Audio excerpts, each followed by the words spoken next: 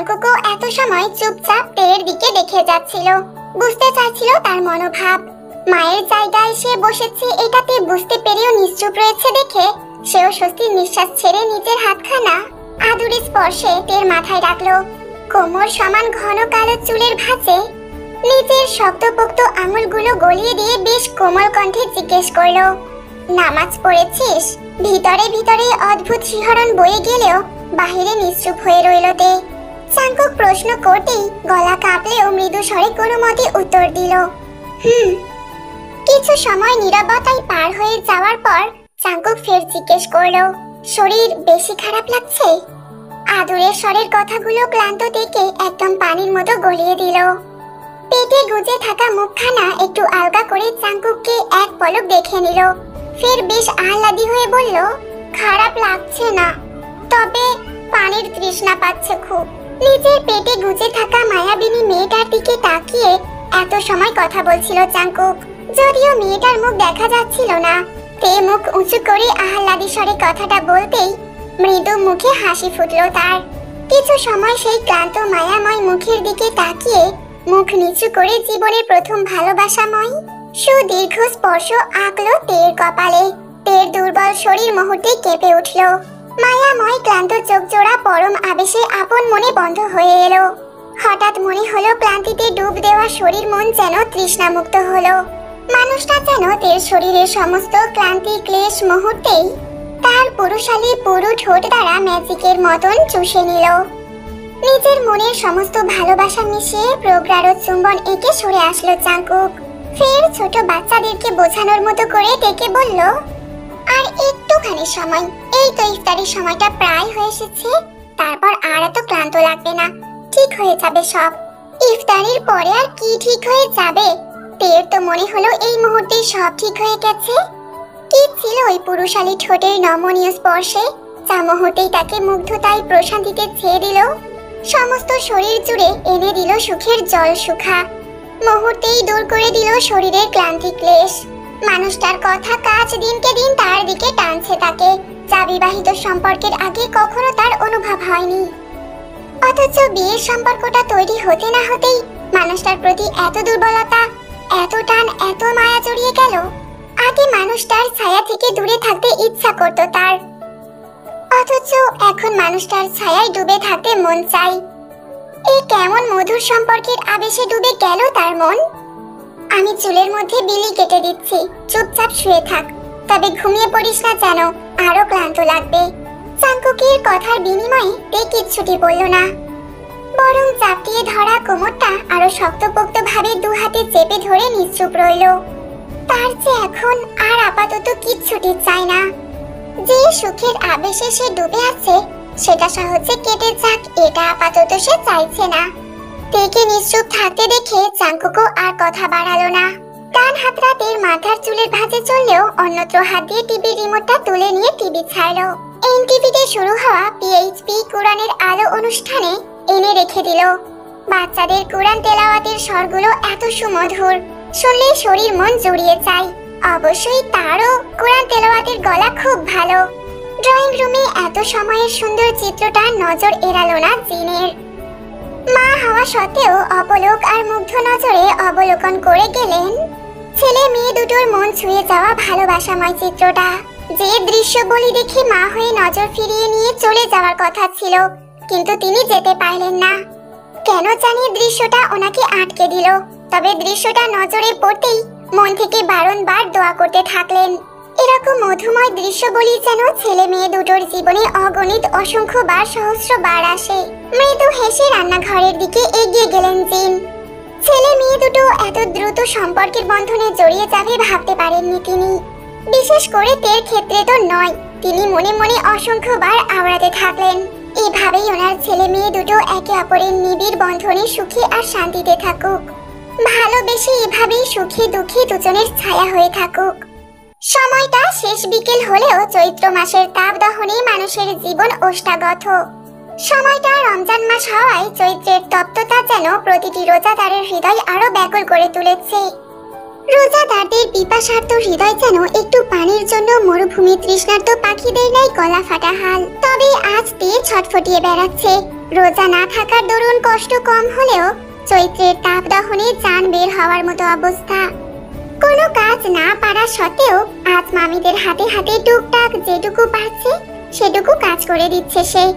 এমনিতেই গরমে নাজেহাল অবস্থা সবার, তার উপরে রোজাদার সবাই। আর সে রোজা না থাকা সত্ত্বেও কি করে চুপচাপ নিজের রুমে আরামে বসে থাকবে? মেজো আম্মা, আলুর ভর্তা মাখানো শেষ, এখন কি করব? ক্লান্ত মুখে সুন্দর হাসি ফোটালেন মিসেস লিসা। চুলার উপরে পায়েসটা হালকা আঁচে ঢেকে দিয়ে তের মুখের দিকে তাকিয়ে বললেন, আর কিচ্ছু করতে হবে না পাগলি, কাজ অনেক হয়েছে, এবার তুই রুমে যা। দেখ গিয়ে বিচ্ছু দুটো তোর রুমে গিয়ে অপকর্ম করে চলেছে। ওরা কিচ্ছু করছে না, আমার ফোনে গেম খেলছে, আমি দেখে এসেছি।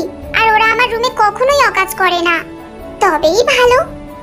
কথাটা বলে নিজের কাজে মন দিলেন মিসেস লিসা। ওনার এক পাশে চুপচাপ বিভিন্ন ধরনের ফল কেটে যাচ্ছে লুসি।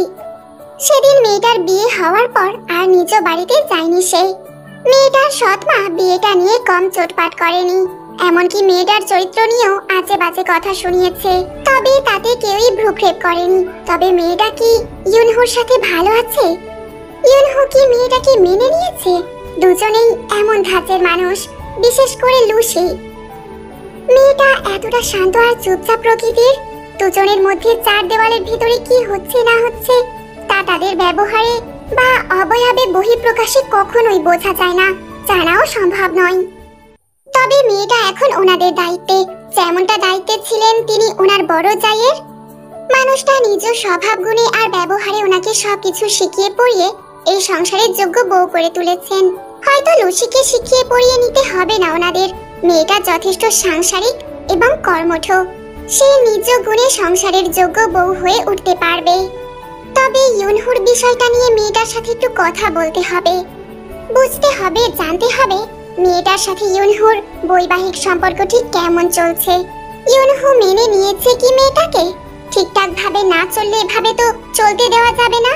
যদিও এটা তাদের স্বামী স্ত্রীর নিজেদের বিষয়, তবুও সংসারের প্রতিটি সম্পর্কের ক্ষেত্রে বা বিশেষ করে এসব সম্পর্কের ক্ষেত্রে বড়দের অবদান খুবই গুরুত্বপূর্ণ হয়। আপনজনদের সম্পর্কগুলো মজবুত আর ভালো রাখার জন্য এইসব বিষয়ে গুরুত্ব রাখতে হয় বড়দেরকে। সব বিষয়ে তাদের নিজেদের বলে এড়িয়ে চললে হয় না। মেজো আম্মা, বললে না তো আর কি করব? আরে বললাম তো কিচ্ছু করা লাগবে না, আর নেই তো কোনো কাজ। তুই রুমে যা, গিয়ে দেখ বিচ্ছু দুটো কি করছে।